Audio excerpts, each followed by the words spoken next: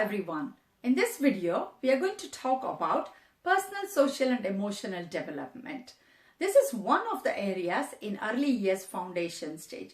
Personal, social and emotional development is recognized as one of the building blocks of success in life. This is further subcategorized into three areas: self-regulation, managing self and building relations. So we are going to talk about what is self-regulation.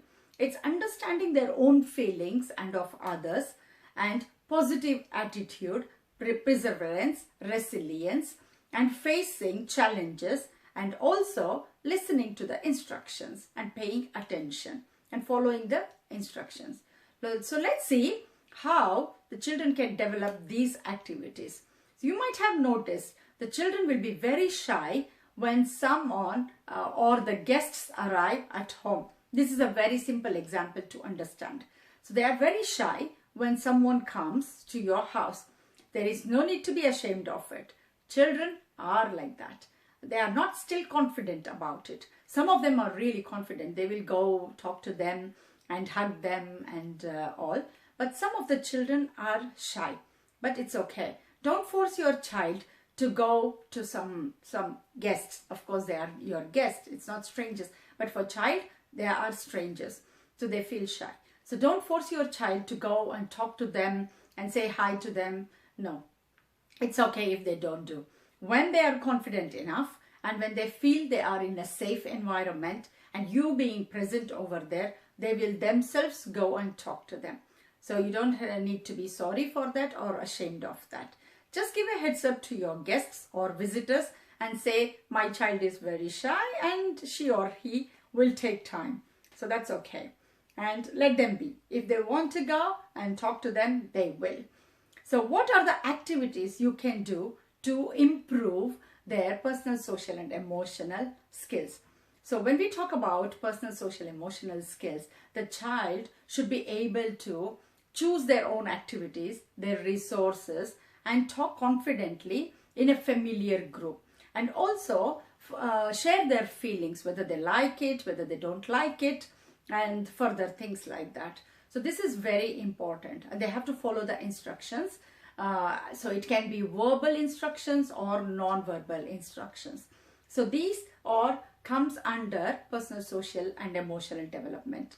So let's see what are the activities you can do to improve these skills. So the very simple game is Simon Says. This is very simple and children love this game, and you can play this game anywhere, anytime. You don't need any resources at all. So how simple is that? So you can say, Simon says, touch your nose, and the child has to touch their nose. In the beginning, it might be a bit difficult when they don't know nose, eyes, head and things like that. So you can do this activity together with them. So you can say, Simon says, touch your head, and you touch your head as well. So the child can also touch their head. And Simon says, touch your nose, and then let them touch their nose.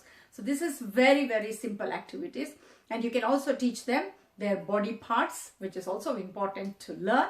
So you can also say, Simon says dance, and they can dance. Simon says jump, and they can jump.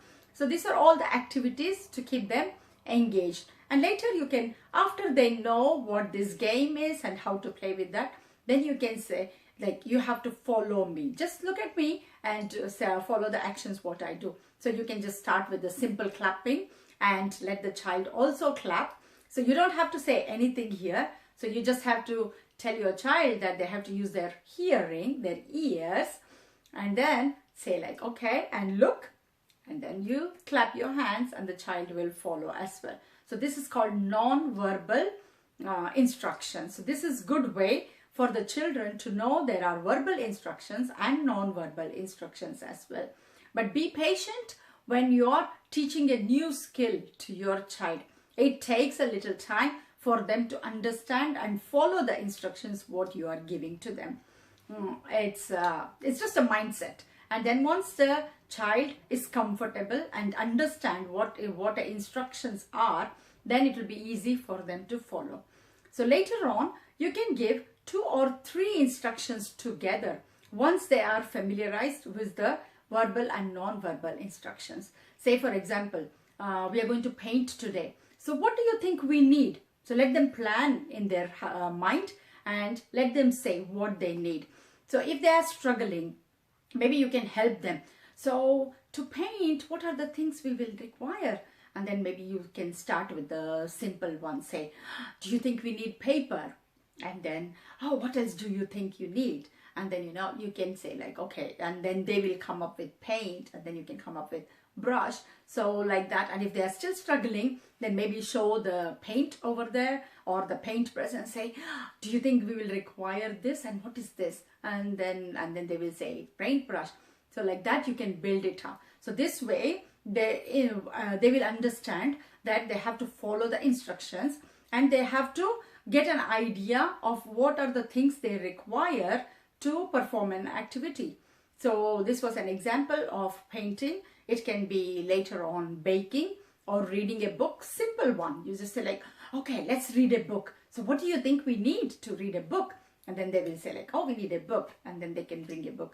Or when it's writing time, so you can say, okay, so now we are going to write. So what do you think we need to write? And then we want a book, a pencil or a pen. So this way, the children are following the instructions. And then ask them, after they have painted, and what do you think about that paint? What are your feelings about it? So let them share their feelings with you. Even if they are like, when you're playing Simon Says as well, in that game also you can play like a happy, say like Simon Says, show your happy face, and they can say, show a smiley face. And Simon Says, show your sad face, so they can make a frown face and sad. So this is a very good way to introduce them to their feelings, so they can learn how to manage their feelings. And then they can talk about it as well. And they can say like, okay, what do you think when you painted? What was your feeling? So they start talking about their feelings. This is a good way for the children to express their feelings and understand what you think as well. So you can say like, okay, when you were painting, I was very happy. And then, were you happy when you were painting?